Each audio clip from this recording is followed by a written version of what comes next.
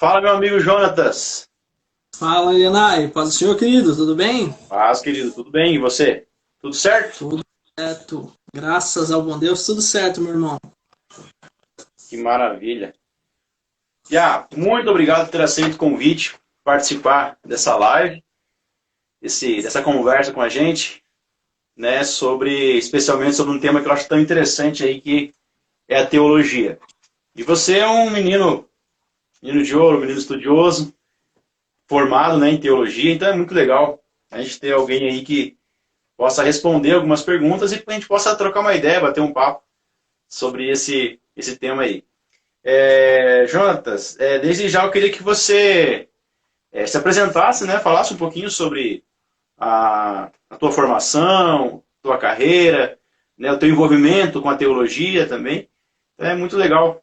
Se apresente, por gentileza, para nós aí. Primeiramente, então, uma boa noite a todos. Agradeço desde o início aí já a presença de cada um. Você que entrou, você que está conosco. Pedimos também que você compartilhe para alcançar mais pessoas, visto que é um tema muito interessante. Mas quero agradecer aqui ao Elenai, em especial, que tem esse projeto maravilhoso, que é o Pé Forte. Nós temos acompanhado aí várias lives e tem sido todas uma bênção. Eu espero poder somar hoje aqui, contribuir para que todos nós venhamos crescer na graça e no conhecimento do nosso Senhor e Salvador Jesus Cristo. Eu sou o Jonatas Lima, como o Elenai já estou, sou engenheiro, sou teólogo e servo de Deus e servo aí dos irmãos também.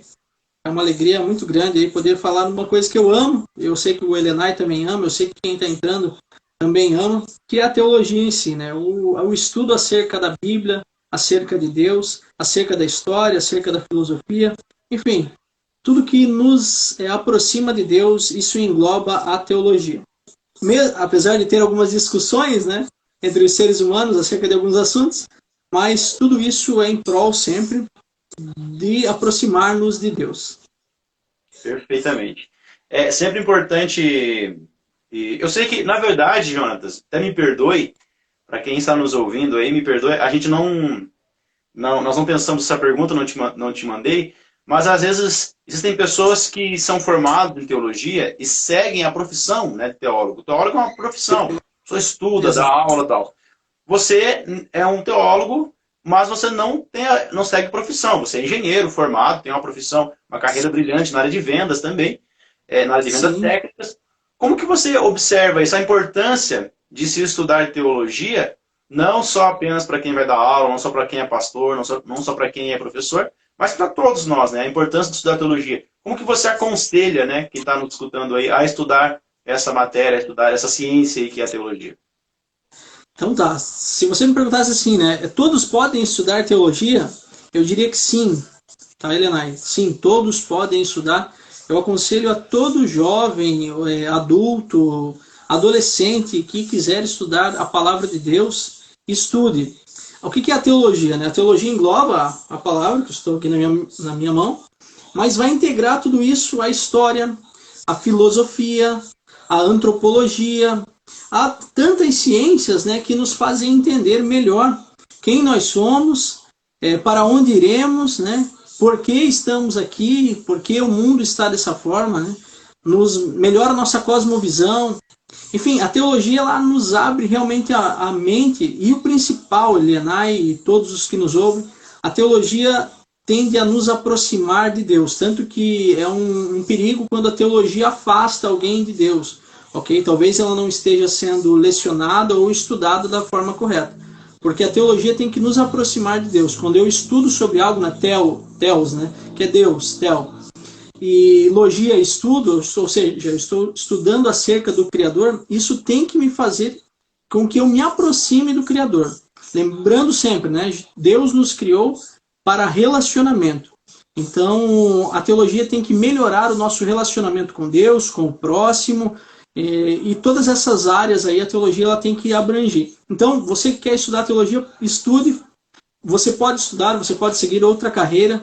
O importante é você mudar o mundo onde você está, trazendo sempre algo de bom, algo de precioso. E o que é melhor ou o que é mais precioso do que a palavra de Deus? Não tem. Ok? Então, fica aqui o meu conselho a todos os que estão aí nos assistindo, os que vão assistir novamente após terminar, né, concluir aqui essa entrevista. Estude teologia, sim, leia a palavra, sim.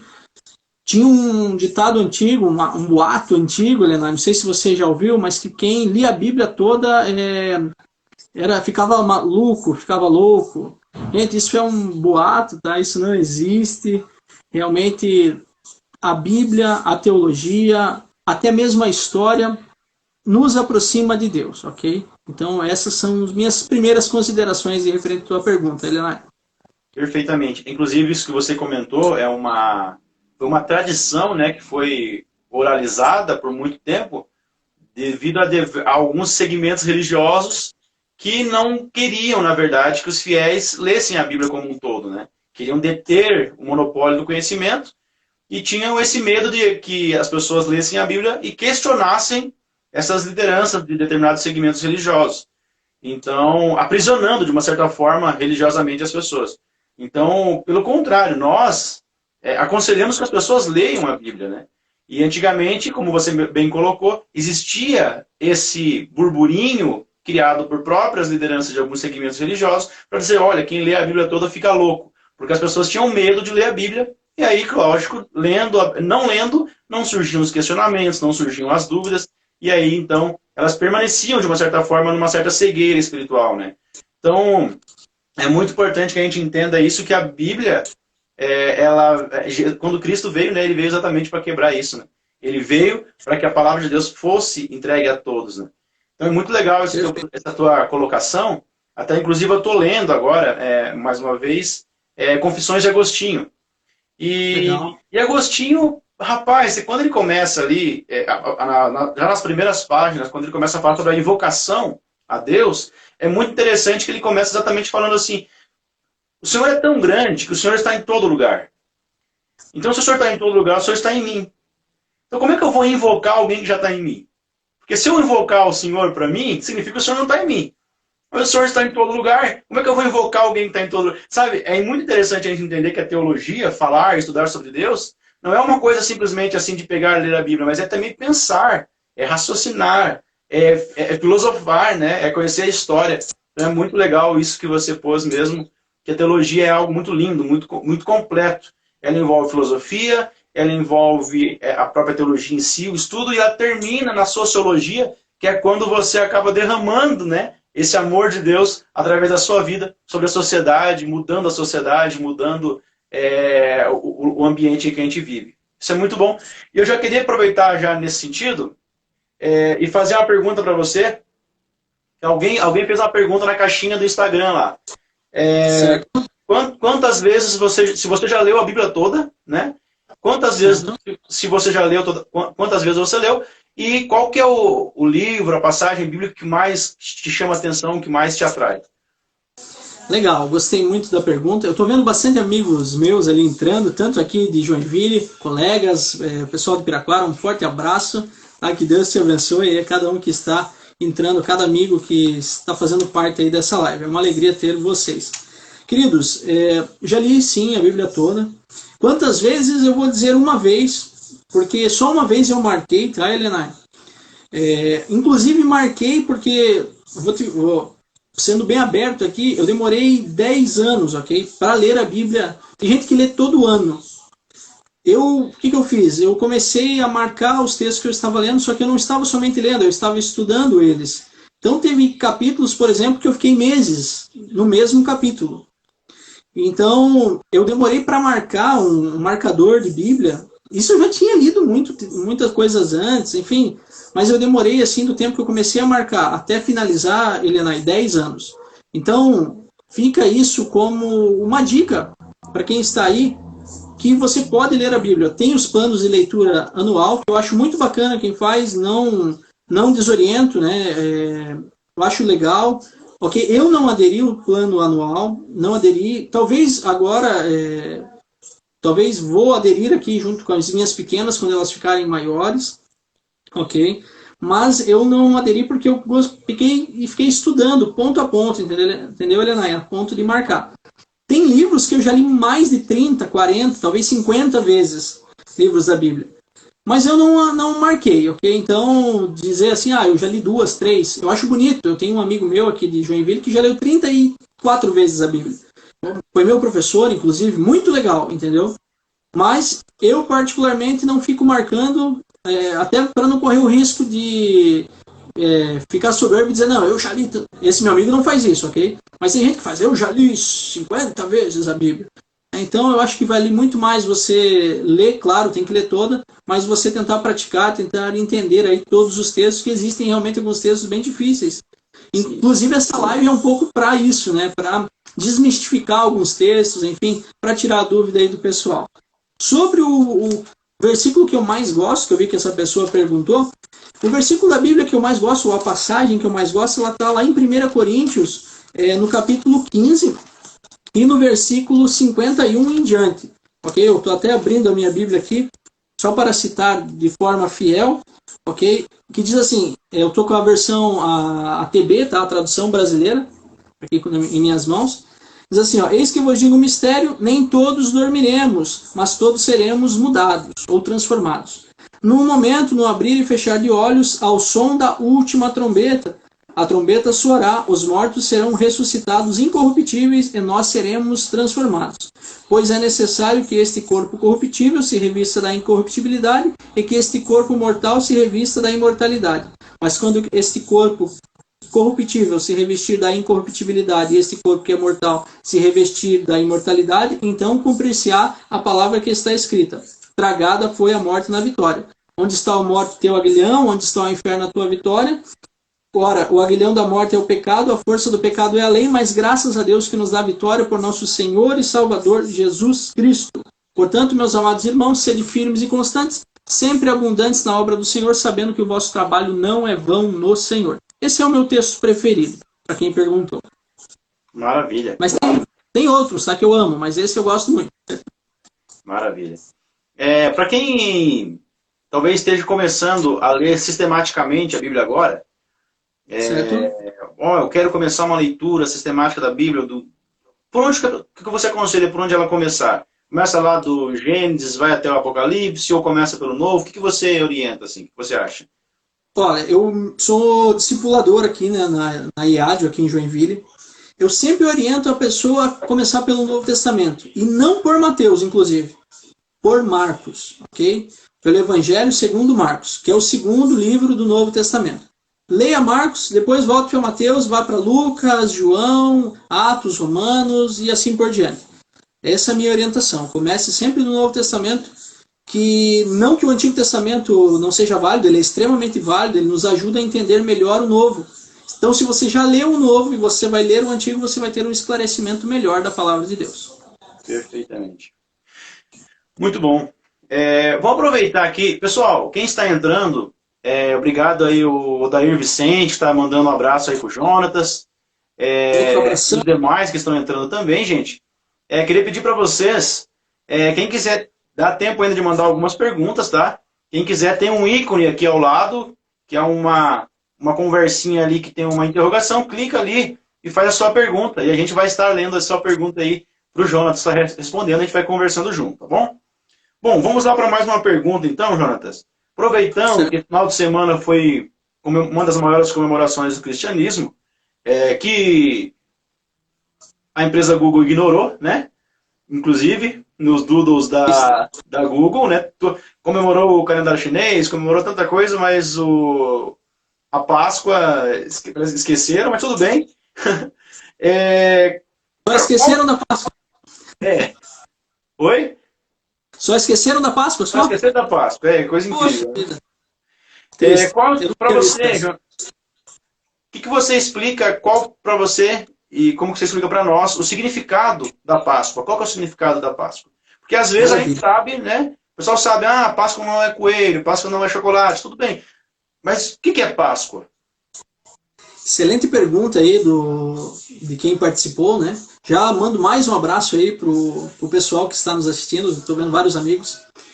Páscoa significa passagem, ok? A palavra Páscoa literalmente significa passagem. Nós temos que, para entender a Páscoa, recordar lá atrás. O povo ficou por séculos preso no Egito, ok? Os filhos de Jacó, né? que formaram posteriormente as 12 tribos de Israel. Ficaram presos por alguns séculos lá, e Deus levantou, né, Moisés aí como libertador. Moisés foi diante de Faraó, pediu a libertação do povo, e chegou um momento que Deus teve que enviar algumas pragas sobre o povo do Egito para libertar o povo. Foram 10 pragas. A última praga foi a morte do primogênito. Aí que foi instituída a Páscoa judaica, ok? O que era a Páscoa? Deus orientou que o povo pegasse um novilho, macho, sem defeito, degolasse esse novilho, passasse o sangue desse novilho no umbral da porta, o anjo passaria pelo local, o anjo da morte, passaria pelo Egito, todo local que tivesse o sangue ali na porta, no umbral da porta, o anjo da morte não entraria. O local que não tivesse o primogênito morreria. Nesse dia, Faraó perdeu seu filho primogênito e todos os egípcios perderam os filhos primogênitos. Nisso foi instituída a Páscoa judaica, para comemorar a libertação do povo, para comemorar o livramento da morte também, do anjo da morte. Ok, vamos para o Novo Testamento. Jesus Cristo, também no feriado da Páscoa judaica, né, foi quando ele foi crucificado. E da mesma forma que o sangue do cordeiro livrou o povo da morte, Jesus Cristo também derramou o seu sangue na cruz em favor, em expiação, né, dos nossos pecados, para que nós fôssemos libertos da escravidão da morte, como foi lido aqui, inclusive, em 1 Coríntios capítulo 15. Né? A morte, o aguilhão da morte, a força do pecado é a lei, mas Jesus cumpriu toda a lei em si, ele é o Cordeiro de Deus que tira o pecado do mundo. E, para mais importante ainda, ou tão importante quanto a morte de Jesus, é a sua ressurreição ao terceiro dia, onde nos traz uma viva esperança, né? A esperança da glória, que mesmo que nós, esse corpo aqui físico, dessa sepultura, nós ressuscitaremos com o Senhor. Essa é a nossa Páscoa, entendeu, Helena? Então, e todos os que estão aí, né? Páscoa é isso, eu sei que você, né, como um bom estudioso da palavra, sabia bem, mas está aí respondida a pergunta do nosso participante aí. Maravilha. Muito boa a tua resposta, muito sábia. Dentro dessa mesma linha, falando então agora sobre a Páscoa, né, sobre a passagem, falando sobre esse novo momento, sobre a morte de Cristo, morte e ressurreição, tem uma passagem bíblica que sugere, né, que diz que Cristo desceu ao inferno e tomou as chaves da morte do inferno. Então nós temos uma pergunta aqui. Essa descida de Cristo é literal? Jesus desceu literalmente ao inferno para tomar as chaves do inferno da morte? Sim ou não? Como que você explica? É literal ou é metafórica? Então, Helena, é muito boa essa pergunta, porque existem até muitas mensagens que eu já vi sobre esse texto. Então, primeira resposta, para ser bem direto, tá? Não é literal, ok? Jesus, porque primeiro que não existe uma chave do inferno e da morte, uma chave física. Então, isso já nos prova que é literal. Mas existe, claro, o texto de Efésios, no capítulo 4, nos versículos 8 e 9, que diz assim: pelo que diz, subindo ao alto, levou cativo o cativeiro, deu dons aos homens. Ora, isto, ele subiu, que senão também aquele que tinha descido às partes mais baixas da terra. Paulo aqui está falando desse momento, realmente, onde Jesus, ele desce, ok? Pedro também vai falar sobre isso em 1 Pedro 3,19, ok? Que vai falar aqui, no qual também foi e pregou os espíritos em prisão, né? No 1 Pedro 3,19. Então, o que acontece? Jesus, quando morre, ele desce ao Seol. O que é o Seol? O Seol é o lugar dos mortos. Seol é uma palavra hebraica.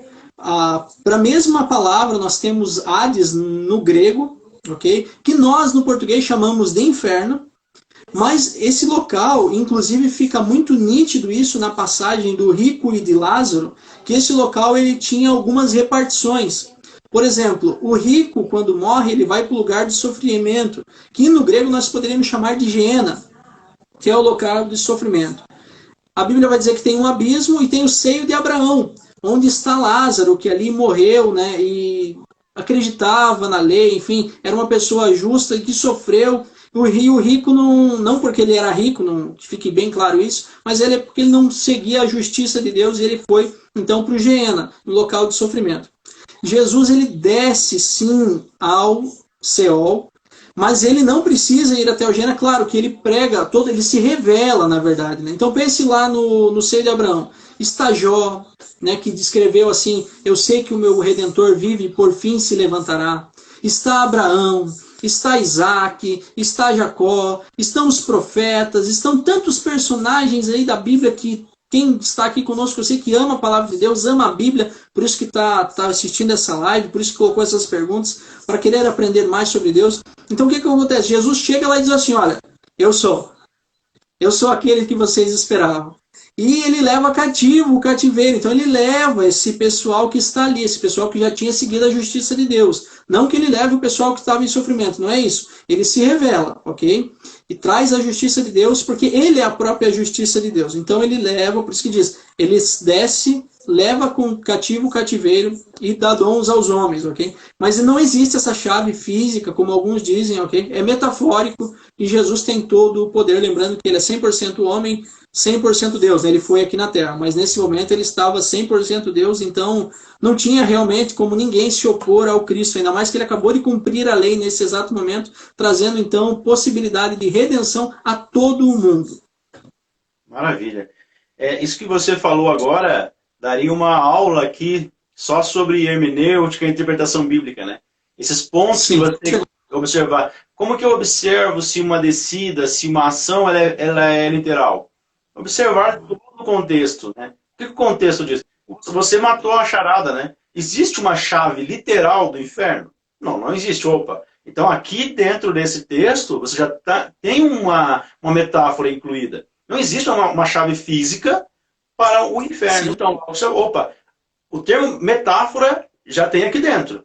Então você já sente um alerta.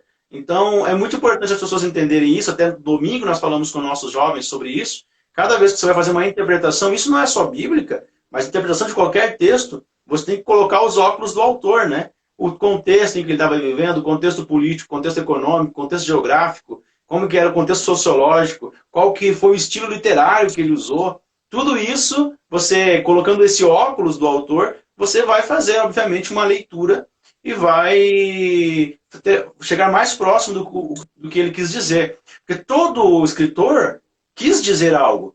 Né? Por isso que eu não concordo com essa questão das pessoas falar, não, cada um interpreta de uma forma e é isso que importa. Importante. Não, cara, peraí. O escritor não escreveu e falou, vou escrever aqui, cada um que...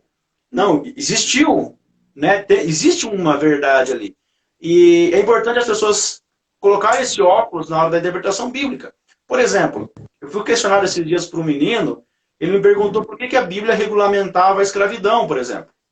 Né? Poxa vida, tem uma regulamentação de escravidão na Bíblia, que coisa errada, tal. Eu falei, de fato, se você colocar o óculos de 2020, 2021, observar com as leis, a nossa cultura, é um absurdo regulamentar a escravidão. Claro que é. Mas você coloca num tempo, por exemplo, no Deuteronômio, no Pentateuco, lá, Levítico, que estava uma bagunça, cada um fazia o que queria. As pessoas podiam matar os escravos que ninguém falava nada. O cara era dono de escravo, o escravo era vitalício. Aí Deus vem com as leis e fala, não, vai ser assim. Vai ser assim, assim, assim, assado. Tem um tempo certo, vocês têm um período, vocês não podem matar um escravo, o escravo tem o mesmo valor de vida. Ou seja, se você olhar com os óculos daquela época, a regulamentação foi um grande avanço.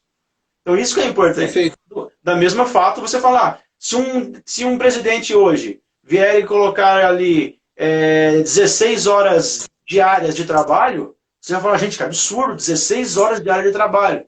Mas se você for pensar que isso foi colocado em 1820, você fala, opa, naquela época não tinha regulamentação nenhuma, de repente alguém regulamentou. Então, é importante ter essa observação de tempo, né, que você colocou muito bem.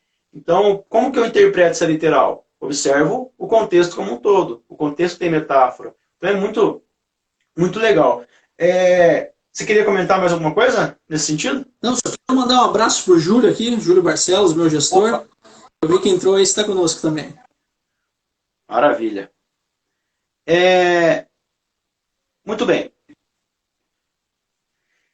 Nós temos uma pergunta, deixa eu colocar uma pergunta aqui que faz sentido com a Páscoa. Deixa eu ver. Meu amigo, o Odair colocou ali, meu amigo, por essa data, Páscoa, é tão importante, a ceia não poderia ser nesse dia? está perguntando sobre a questão da ceia, né? Da ceia Perfeito. ser no mesmo dia da Páscoa. Você quiser responder a respeito? Quero sim. Eu acho que a ceia é tão importante quanto, né? Porque inclusive a ceia faz alusão mensalmente, no caso de nós, né? Assembleianos, tem igreja que é anual, tem igreja que é toda reunião, mas poderia ser feito sim, com certeza, a ceia, né? Na Páscoa, sem nenhum problema. Lembrando que a ceia ela acontece na quinta-feira, inclusive, ok? Na quinta-feira é o momento que acontece a ceia. Jesus faz o lava-pés ali dos discípulos, né? Dá todas as últimas instruções, tem a oração sacerdotal, enfim, e daí ele é preso naquela noite, num julgamento totalmente. Nossa, assim, o Sinédrio, eles pegam Jesus à noite, gente. Fazem um julgamento que era fora da lei, ok? Para tentar condenar Jesus. E na sexta-feira, Jesus é humilhado, ele é feito vários julgamentos, inclusive ali, né? Cada um passa para o outro ali.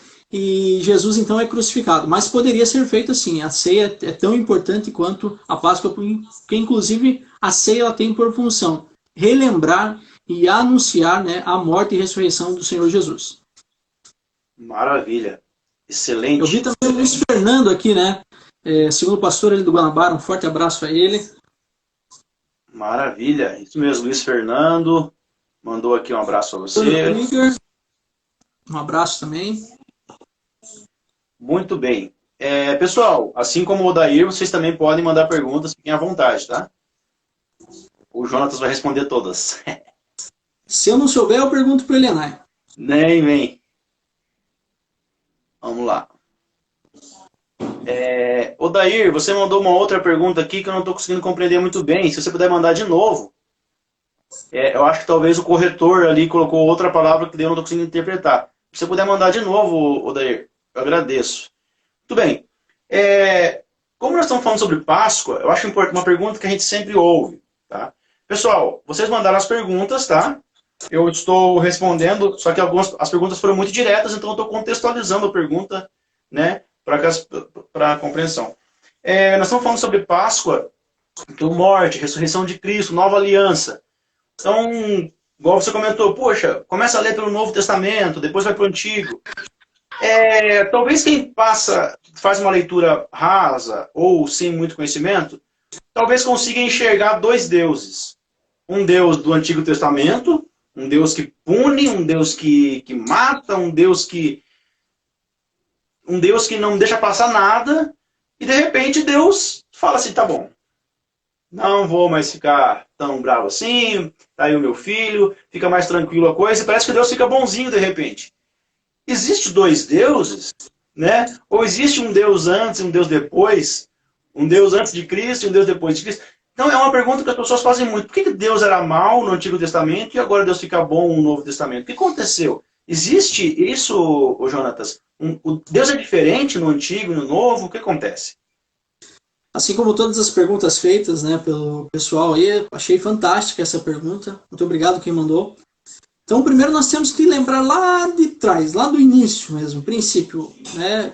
Deus cria todas as coisas, cria a terra, cria o homem, né? E coloca o homem num jardim que ele plantou no Éden. E esse Deus, todo final da tarde, ia lá conversar com o homem.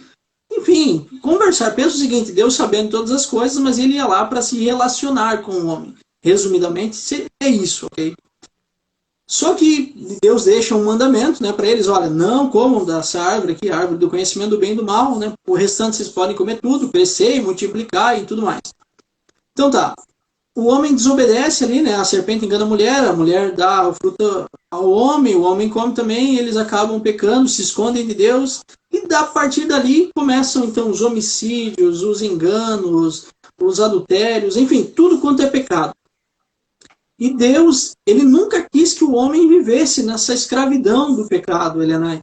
Porque é tão complicado. Hoje mesmo eu conversava com um amigo sobre questão de vícios. Né?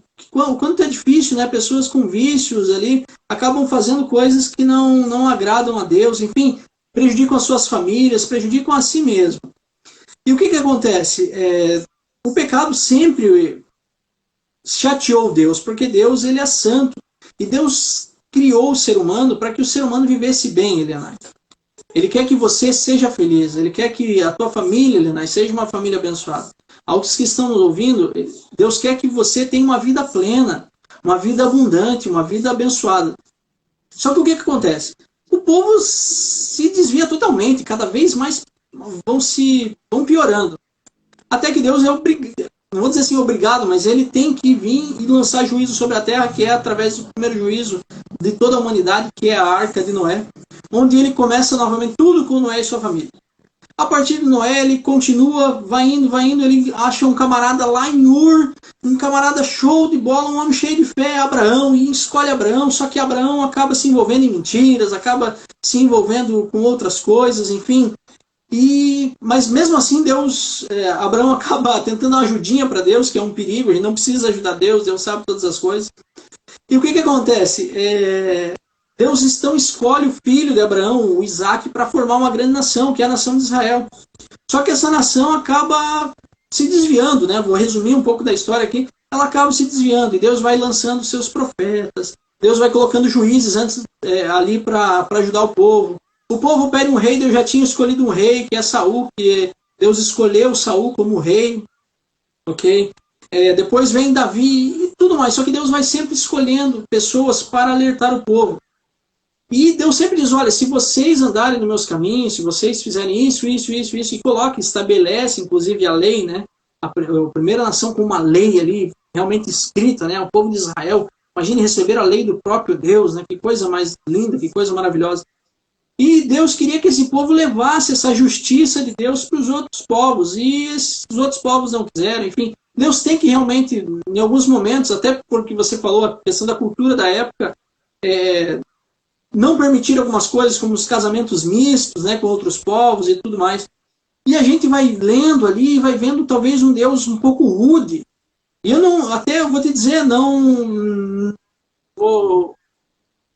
eu entendo até as pessoas, ok, que possam dizer assim, poxa, mas um Deus rude, um Deus que quando alguém falava alguma coisa, abria a terra lá, como é o caso lá que falaram contra o irmão de Moisés, né, contra Arão, e engolia o povo. Meu Deus, mas que Deus terrível. E aí você chega no Antigo Testamento. Só que assim, o pessoal acaba esquecendo do Deus amoroso também no Antigo Testamento, Elenai. De um Deus que também manifesta a sua graça no Antigo Testamento. Onde que você vê graça no Antigo Testamento, Jonatas? Eu vejo, por exemplo, na passagem do profeta Jonas, quando Jonas vai até Nínive lá e prega para o povo, mesmo não querendo, ok? Deus tem que fazer todo um contexto que eu não vou aqui citar, mas para levar Jonas para lá. Pensa o seguinte, Nínive era a capital do povo da Síria. Só para você ter uma ideia, na entrada de Nínive tinha crânios, assim, crânios humanos na entrada de Nínive. Ou seja, era um lugar terrível, um lugar para você ir e morrer.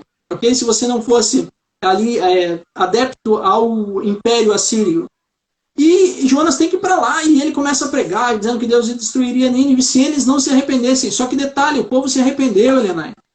E Deus ali poupa o povo. Jonas, inclusive, fica bravo, porque Jonas queria que o povo morresse.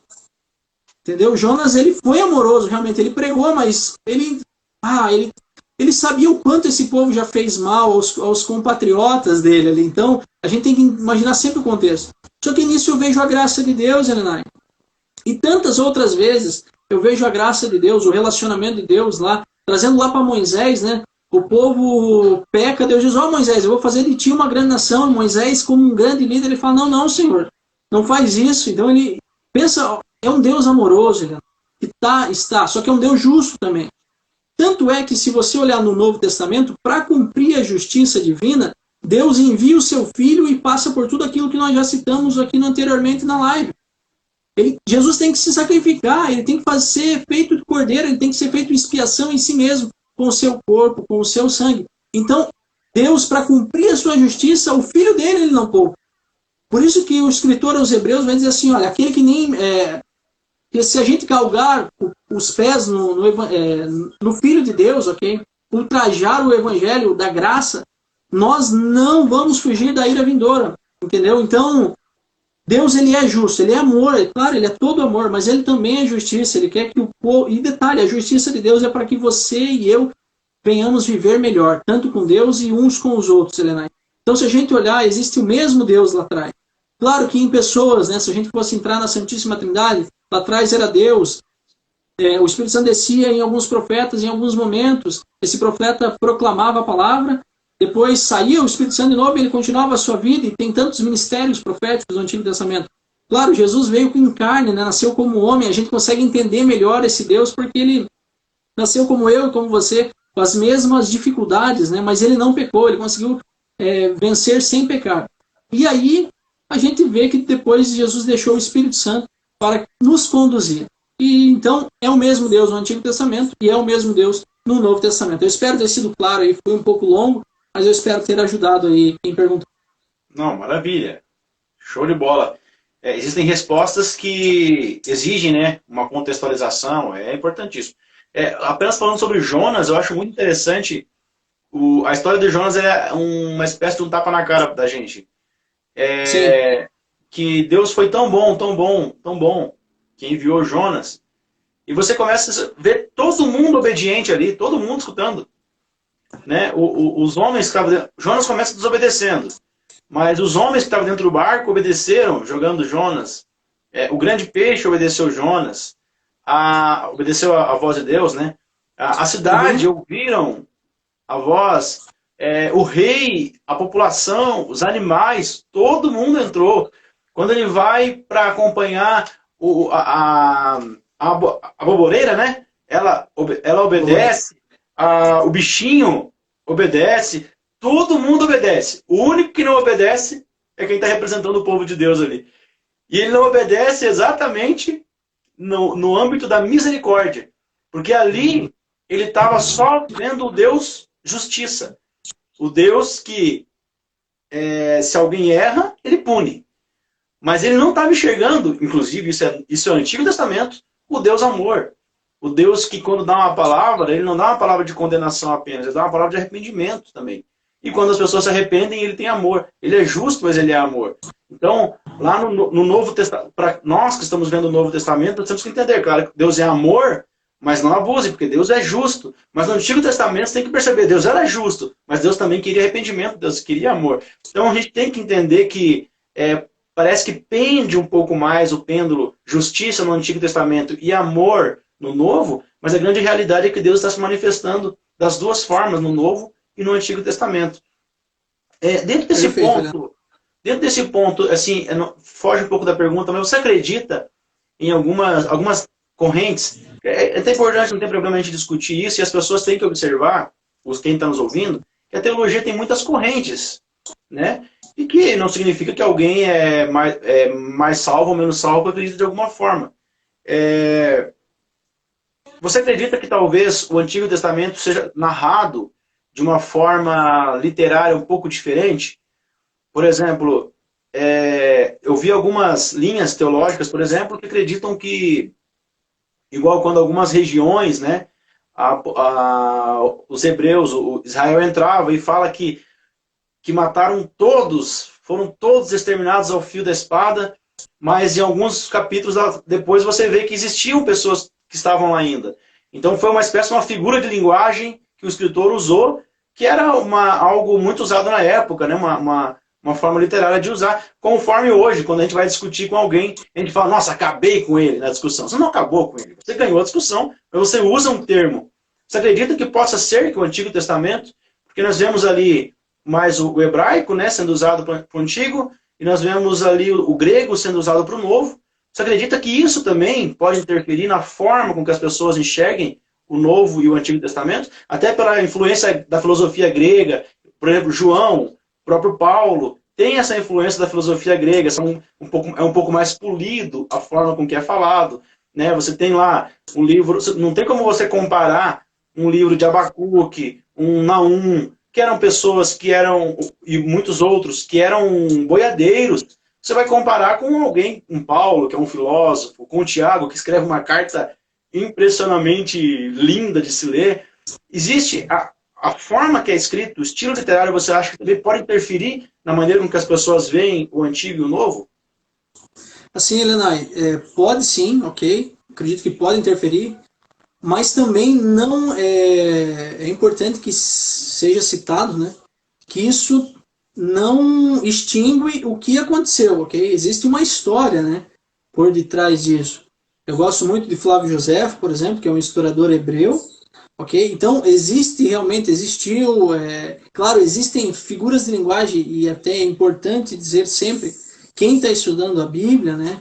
Quem está estudando, seja para aprender, seja para ministrar uma escola dominical ou uma pregação, tem que realmente olhar, como você já disse, com o olhar da época.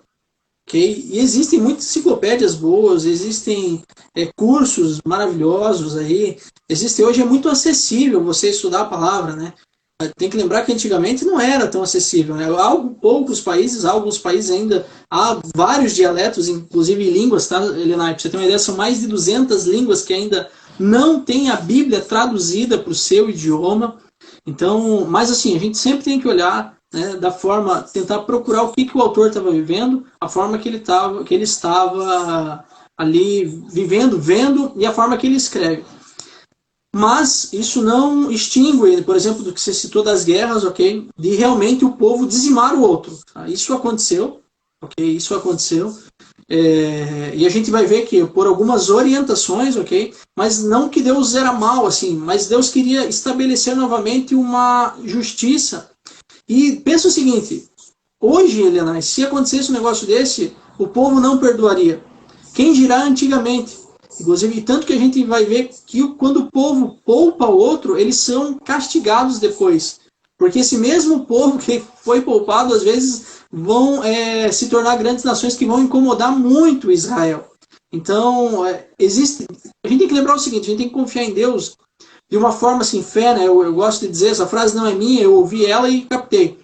Que fé é você dar o passo, Deus dizer assim, ó, dê o passo, mas você não está vendo o chão. E você vai dar o passo. Então fé é isso, né? A gente tem que acreditar. Claro que na época existia só a lei, né? Não existia a Bíblia Sagrada como ela é hoje. Hoje não existe, por exemplo, nada para além da Bíblia Sagrada, ok? Eu não posso trazer algo como doutrina que não esteja aqui. Eu estaria fazendo algo, tá? Usurpando algo que não é de minha capacidade. Mesmo sendo um bacharel em teologia, eu não posso jamais fazer isso. E se alguém fizer isso, colocar alguma coisa que está aqui, você tem autoridade para dizer, não, a Bíblia não diz assim, né? A Bíblia diz isso. Beleza, Lenay? Espero ter respondido aí a tua indagação, né? Tomado. Maravilha. Bom, eu creio que nós não vamos conseguir fazer todas as perguntas, tá? Já peço desculpa pro pessoal. Vocês percebem que a gente está ficando no mesmo tema, na mesma linha, mas é muito legal as perguntas que a maneira com que o Jonas está respondendo, mas nós não vamos conseguir fazer todas. Provavelmente vai ficar para uma próxima live. Pessoal, mas mandem perguntas, nós vamos anotando aqui as perguntas que vocês fizerem. Bom, uma pergunta aqui, dentro dessa linha, aproveitando, você comentou sobre a questão lá do anjo da morte, né? Lá na sua explicação sobre a Páscoa. E eu queria aproveitar algo que foi um motivo de burburinho aí nos últimos dias, sobre uma profecia do dia 30 de março, que assim, passou, então a gente sabe que não aconteceu, mas mandaram essa pergunta, o que você tem a dizer sobre essa profecia, relacionando a questão de anjo da morte, relacionando a questão do cavalo amarelo, lá de Apocalipse 6 e 8. O que você tem a dizer? Você ficou preocupado quando aquela noite de 29 para 30 você não dormiu, ou você dormiu tranquilo? Como que você viu essa profecia, como que você vê? Rapaz, eu nem dormi. Tô sem dormir até agora. Brincadeiras à parte, né, Helena? Assim, ó, o que eu vejo? Okay? Primeiro de tudo, toda e qualquer profecia, pessoal que está nos ouvindo, pessoal que vai nos ouvir depois, você é autorizado a julgar a profecia. Não o profeta, ok? Mas você é autorizado a julgar a profecia. A Bíblia orienta isso, ok? A Bíblia nos dá orientação para nós julgarmos as profecias, né? E reter aquilo que é bom. Então, você pode sim olhar aquilo que está sendo dito. Lembre sempre que a luz da palavra de Deus. Sobre a profecia aí do dia 30 de março, primeiro de tudo, né? Se eu fosse o pastor, né, não julgando ele, mas eu não teria dito jamais aquilo que ele disse. Foi meio que um terrorismo, né? E detalhe, trazendo a hermenêutica para dentro do texto agora, Okay? A hermenêutica é a ciência que interpreta os textos. Primeiro de tudo, em Apocalipse 6, né, eu sou pré-tribulacionista, que fique claro isso, ok? Tenho bastante base bíblica para acreditar nisso, mas respeito quem é mid, quem é pós e tudo mais. O que é um pré-tribulacionista? Acredita que o arrebatamento da igreja, que está lá em 1 Tessalonicenses capítulo 4 e que está em 1 Coríntios capítulo 15, já citado ao longo dessa live, diz que Jesus Cristo vai vir arrebatar a sua igreja, né? Ele vem primeiro então ali e tira o seu povo, a sua igreja, e na terra começam os 7 anos de grande tribulação, que isso também está escrito para além de Apocalipse, está escrito em Daniel. E alguns outros textos também que a gente poderia citar com mais calma, ok? Uma outra oportunidade. Mas se a gente ler Apocalipse 6, nós vamos ver que um cavalo branco sai primeiro. E esse cavalo branco, que saiu vitorioso e para vencer, ele representa o anticristo. Então o anticristo tem que aparecer antes dos 3 outros cavalos. Que detalhe, não é um cavalo literal, novamente eu cito. Isso é uma simbologia. Apocalipse tem muita simbologia. Okay? O cavalo branco, então, ele é ali o anticristo. Depois nós vemos um cavalo vermelho, que representa a guerra. Pode falar, então já vou te emendar outra pergunta aqui, que tem aqui também. Tá bom? O anticristo já está entre nós? Que legal. Muito boa essa pergunta. Aproveita e já responde junto essa aí. Perfeito.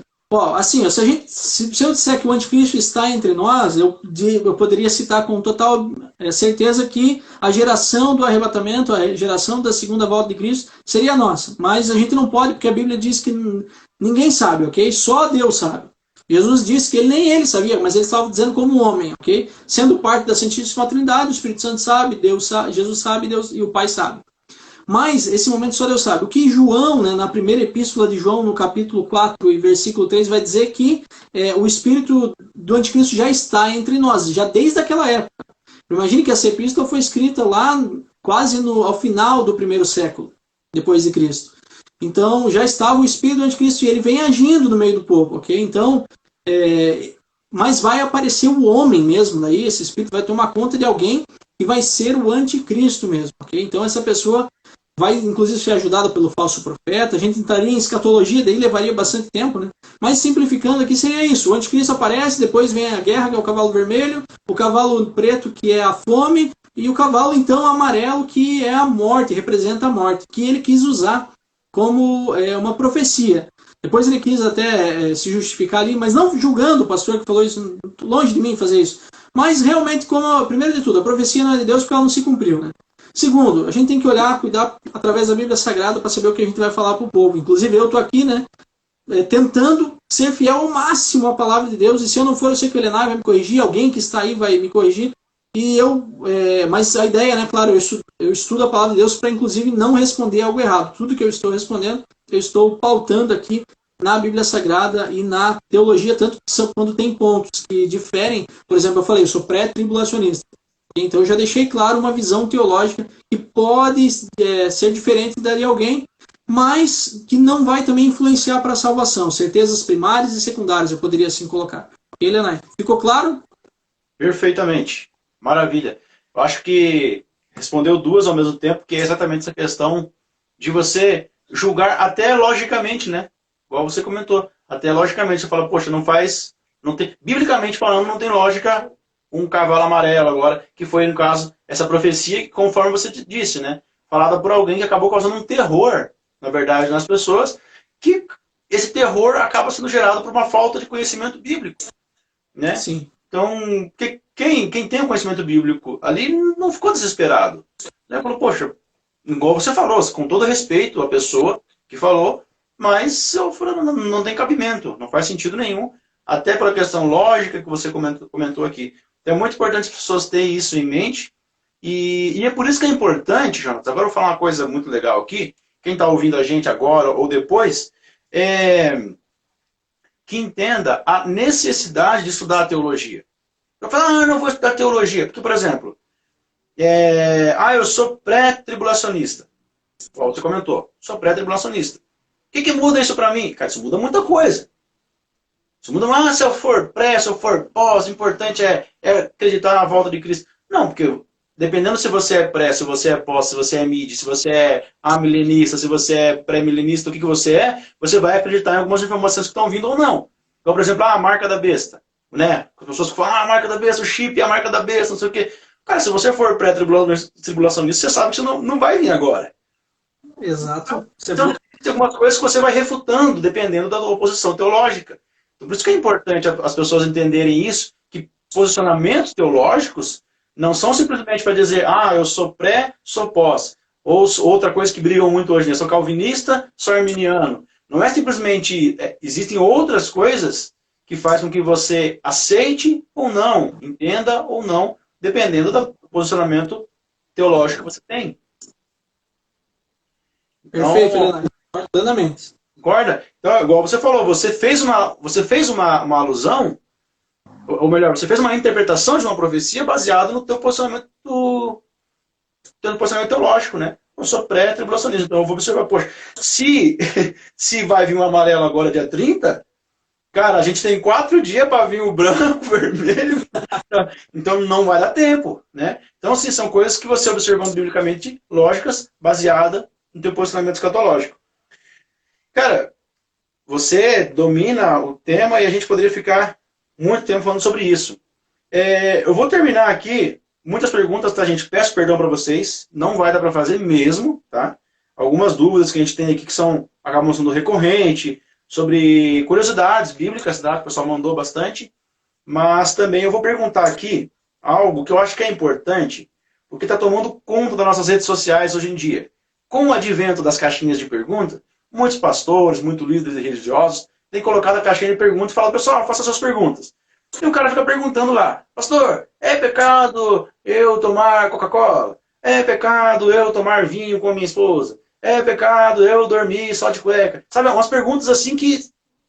E aí os líderes ficam respondendo, tá? Não estou criticando. O povo é criativo, né? O povo é criativo, né? A gente não pode negar que o povo é criativo.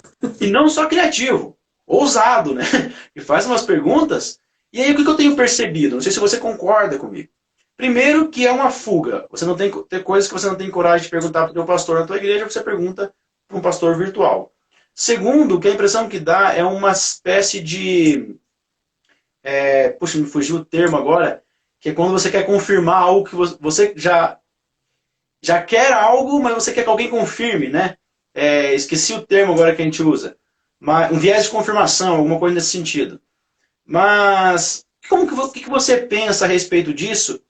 E, para mim não ficar mandando perguntinha para líder religioso, como que identificar o que é pecado, o que não é pecado? Como que eu faço, Jonatas? Excelente pergunta, Helena. A sua constatação também é minha, ok? Nós acompanhamos, né, sempre algumas pessoas aí bem influentes, enfim, e que colocam caixinhas de perguntas e volta e meia aparece uma coisa assim, é pecado tatuagem, é pecado usar brinco, é pecado... Enfim, é pecado jogar bola e tantas coisas. Primeiro de tudo, gente, o que estabelece o que é pecado ou não é a Bíblia. Perfeito. Okay? É a Bíblia. E isso já encerraria, né, muito assunto sobre isso. Mas o que me preocupa, Helena, é quando alguém chega e pergunta isso para mim. Né? Eu sou o terceiro dirigente aqui na igreja, então sou um pastor auxiliar, né? Sou um presbítero, mas sou um pastor auxiliar. Ok? Então, chegam algumas perguntas de jovens, às vezes nem é de jovens, às vezes é de pessoas já quase idosas, ok? E o que me preocupa, Helena, é que quando uma pessoa chega com uma pergunta dessa, ela está meio que testando, ela já meio que já quer fazer aquilo, mas sabe, ela quer saber se até que limite ela pode ir. Tipo assim, testando o limite. Você falou, né? Você não lembrou do termo, eu também não lembrei aqui do termo que você queria usar. Se algum ouvinte tiver aí e lembrar do termo, fale. Mas quer testar os limites. Ela quer viver no limite, sabe? Viver perigosamente, essa é a palavra. E viver perigosamente, como tudo indica, ok? Não fazendo aqui, né, um pleonasmo, mas é perigoso, gente, porque a pessoa já meio que já quer se afastar das coisas de Deus e ela fica perguntando até onde ela pode ir e que Deus ainda estaria junto com ela, ok? Mas para estabelecer o que é pecado ou não, gente, Bíblia Sagrada, ok? A Bíblia Sagrada. E lembrando que... viés de confirmação. Isso, essa é a confirmação. Mas lembrando que a palavra pecado, ela significa errar o alvo. Ela traz alusão lá do arqueiro, ok? O arqueiro pegava ali a flecha, mirava no alvo. Se ele errasse o alvo, ele acabou de pecar. Okay? Pecar é literalmente errar o alvo. Então, qual que é o teu alvo? O meu alvo é me aproximar mais de Deus. Opa, então o que eu tenho que fazer para me aproximar mais de Deus? Eu vou ler a palavra e vou verificar o que Deus estabelece como sua justiça, seu amor, sua bondade, enfim. Vou me relacionar melhor com Ele, vou orar mais, vou ajudar o meu próximo, vou cumprir os mandamentos, né? Amar a Deus sobre todas as coisas, o próximo como a nós mesmos. E aí a gente aprende a nos amar também, né? Porque a gente não consegue amar o próximo se a gente não se amar. E assim, Helena, é perigoso, tá? É importante saber aquilo que Deus designa, mas é perigoso demais. Eu acho muito perigoso quando alguém chega e diz, olha, tal coisa é pecado. Na verdade, aquilo já está no seu coração, ela só quer uma confirmação. E aí, às vezes, ela fica perguntando para um, para outro, até alguém validar. Perfeito. Dizendo, não, vai lá e faz. Não, pode fazer, isso aí não tem nada a ver. E esquece que às vezes está sob um estatuto, né, de uma igreja, está sob o estatuto de uma instituição, onde também, se ela desobedecer, ela está pecando, ela está errando o alvo, né? Então, é muito importante que sempre, primeira coisa, gente, regra, tá? Lê isso aqui, nem que seja um versículo por dia, mas não deixe de ler nem um dia da sua vida. Maravilha. Se quiser complementar? Não, perfeito, você foi perfeito. Eu sempre gosto de comentar. Algumas pessoas às vezes falam assim, mas eu pergunto porque eu não tenho coragem e nem confio no meu pastor local. Aí a questão é outra. Se você não confia no teu pastor local, acho que você... não posso fazer um julgamento, porque eu não conheço nem você nem teu pastor local, mas você não está no lugar correto.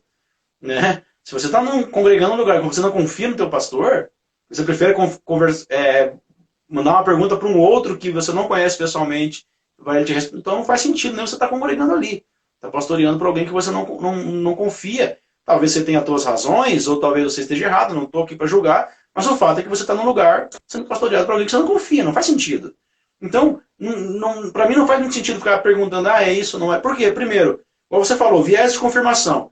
Um fala que não, outro fala que não, outro fala que não, daí de repente eu perguntei, um exemplo, tá? Perguntei lá para o André Valadão, o André falou, não, tranquilo. Daí eu vou pautar a minha vida, eu vou correr risco, né? Pautar minha vida espiritual por uma caixinha de perguntas que ele respondeu em 15 segundos, falou que não, tudo bem, e aí pronto. Então, é um pouquinho de responsabilidade também com a própria alma que as pessoas devem ter de pautar as suas vidas. Você acabou de falar, tivemos um tempo onde as Bíblias não poderiam ser lidas, tivemos um tempo onde eram passado veneno nas páginas da Bíblia para as pessoas folhear a Bíblia e morrer, né? Hoje não, hoje nós temos liberdade. Temos liberdade de pegar a Bíblia, de ler a Bíblia, de interpretar. Se você não entende a Bíblia, você tem comentário bíblico, você entra na internet, você tem vídeo explicando, você tem um monte de coisa. Acesso livre, né, ao estudo da Bíblia. Daí você vai fazer perguntinha na caixinha de perguntas. Eu acho assim muita irresponsabilidade com a própria alma, com a própria vida espiritual, assim. Mas dentro desse ponto agora, tanto para só mais uma coisa, né? Só para complementar um finalzinho aí. Uma das ferramentas hermenêuticas que nós usamos, ok? Que daí você não precisa, né, ter uma enciclopédia, enfim, o doutor Google, chegar no pastor, né? Claro que é sempre bom chegar no seu líder, isso eu aconselho plenamente, você sempre perguntar para o seu pastor. Mas assim, a Bíblia responde a Bíblia. Essa é uma das regras hermenêuticas, ok? A Bíblia responde a Bíblia. Então, vá para a Bíblia que ela vai se autorresponder. E se você tiver alguma dificuldade, a gente está sempre à disposição. Né? Mas se eu sei que você tem o teu líder de jovens, você tem o teu pastor local, você tem o teu pastor presidente, você tem o teu professor de escola bíblica dominical e tantas pessoas que vão aí ajudar você a ser uma pessoa melhor. Perfeitamente. Eu gostaria de concluir, já que nós estamos falando sobre pecado, estamos falando sobre vida espiritual, sobre pautar a sua vida, né? Como bom arminiano, queria que você terminasse falando sobre livre-arbítrio. Que legal, Helena. Uma pergunta que fizeram para mim aqui, fizeram na caixinha do Instagram. O que é livre-arbítrio? É claro que sempre lembrando para vocês, questão de posicionamento teológico. Se eu fosse chamar aqui, estou falando com o Jonatas, ele vai dar uma explicação. Talvez você, que está nos assistindo, tenha um posicionamento diferente, mas é importante a gente sempre ter isso em mente, né Jonatas? É um livre-arbítrio sendo explicado por um arminiano. Por alguém. Só que assim, Lenai, eu vou para além e dizer que a forma que eu vou explicar o livre-arbítrio, um calvinista concordaria. É que você é fera, né? Não. Eu tive uma aula com o presbítero, amigo meu, o presbítero Anderson Fábio, até vou citar aqui, um companheiro, um professor Zácio aqui de Joinville, né? um apoiador da UMAD, ao qual eu faço parte, e ele explicou o livre-arbítrio de uma forma fantástica. Inclusive, ele está em alguns grupos de calvinistas, para você ter uma ideia. Muito bom. Tem um monte de calvinista lá, só tem calvinista e ele de arminiano. Então, o camarada é bom mesmo. Enfim, primeiro de tudo, Elenay, livre-arbítrio, claro, é você poder escolher o que você vai fazer sem que você paute isso em alguma regra, né, em algum estatuto e tudo mais. Então, livre-arbítrio é você realmente ter uma livre escolha. Arbítrio, né, escolha. Okay? Livre-arbítrio, então tem uma livre escolha. Só que detalhe, Elenay, você, Elenay Córdova, não tem mais livre-arbítrio. Eu, Jonatas Lima, não tenho mais livre-arbítrio. Você que está assistindo aí, aceitou Jesus, já se batizou, reconheceu Jesus como seu Senhor e Salvador, você não tem mais o livre-arbítrio. Por quê? Porque você tem um estatuto. Você tem uma regra a ser seguida. Você não pode simplesmente escolher. Não, eu vou escolher fazer isso. Calma aí, mas espera aí. Ou você é cristão ou você não é. Um cristão é um imitador de Cristo. Então, o livre-arbítrio acaba, Elenay. E aí que está o detalhe. Muitos arminianos, talvez por não conhecerem tão profundamente o pensamento de Armínio, né? Lembrando que Calvino vem de João Calvino, ok? Os pensamentos, né, que vieram ali com João Calvino na Reforma Protestante, e esse pensamento, essa teologia arminiana vem também de Armínio, ok? Que também é dessa época aí da Reforma Protestante, do século XVI e XVII ali, onde difundiu-se muito isso, né? Ao livre-arbítrio, então, nós não temos. Quem aceitou Jesus, detalhe, não tem livre-arbítrio. Não ache, não... E aí, sabe aquela pergunta pecado? O que é pecado? Entra dentro disso. As pessoas perguntam isso, Elenay, porque acham que tem livre-arbítrio. Acho que pode fazer o que bem entende. Sendo que não, a gente tem um manual, tá? Cumpre o manual que eu já mostrei aqui umas 20 vezes durante a live. Acho que foi claro, Elenay. Concorda comigo? Concordo. Concordo plenamente.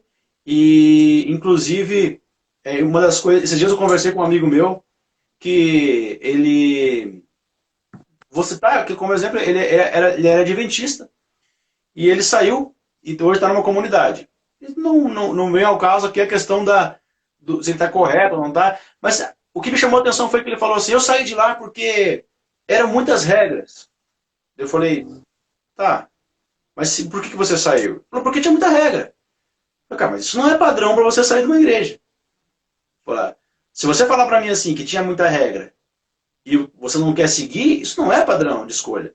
Agora, não, eu saí porque tinha muitas regras e as regras, elas se opunham ao que a palavra de Deus diz. Aí, opa, então você não sai porque a minha igreja tem muita regra, porque ela é muito rígida, porque ela é muito liberal nos costumes, porque, por causa... Você sai porque uma igreja, ela não está encaixada dentro da palavra de Deus. Então ninguém sai de uma igreja, né? Isso é importantíssimo as pessoas. Não, meu pastor é muito chato.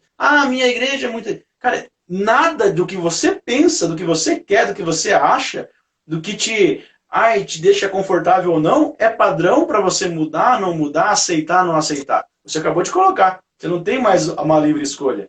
Você tem a palavra de Deus para te pautar, tem uma bússola para te guiar. O que define onde eu devo estar, não devo estar, quem deve me liderar, quem não deve me liderar, onde eu devo congregar, onde eu não devo congregar, não é meu gosto pessoal. E sim, o local, as pessoas, estar de acordo com a palavra de Deus. Se está de acordo com a palavra de Deus, amém. Se não está de acordo com a palavra de Deus, não, amém. Então, é muito legal isso que você colocou e vai de encontro, confronta mesmo o pensamento de muita gente, muito dodói hoje em dia, que, mas eu não gosto, eu não quero, e fica fazendo essas perguntinhas para fazer um viés de confirmação no seu próprio entendimento, para falar, eu sabia.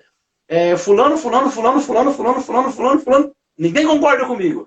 Mas o pastor Lucinho, lá da Lagoinha, concorda. O pastor lá de São João do Meriti, sabe? A pessoa fica achando alguém que concorda com ela, para ela se referenciar e pautar a sua vida. Concordo, Lenay. Eu quero mandar um abraço pro Beto, né? O Beto Gomes. Estava aí. Estava aí, exatamente. Jonatas, vamos terminar então, concluir aqui. Eu queria que o nosso tema ficou em torno... Acabou ficando mais temática, né? Não ficou muito perdida com perguntas, ficou bem temática. Pegamos aí Páscoa, pecado, livre-arbítrio, justiça de Deus, o amor de Deus. Acabamos terminando com um pouquinho ali de escatologia. E terminamos com pecado, livre-arbítrio. Acho que ficou bem temático, ficou muito legal.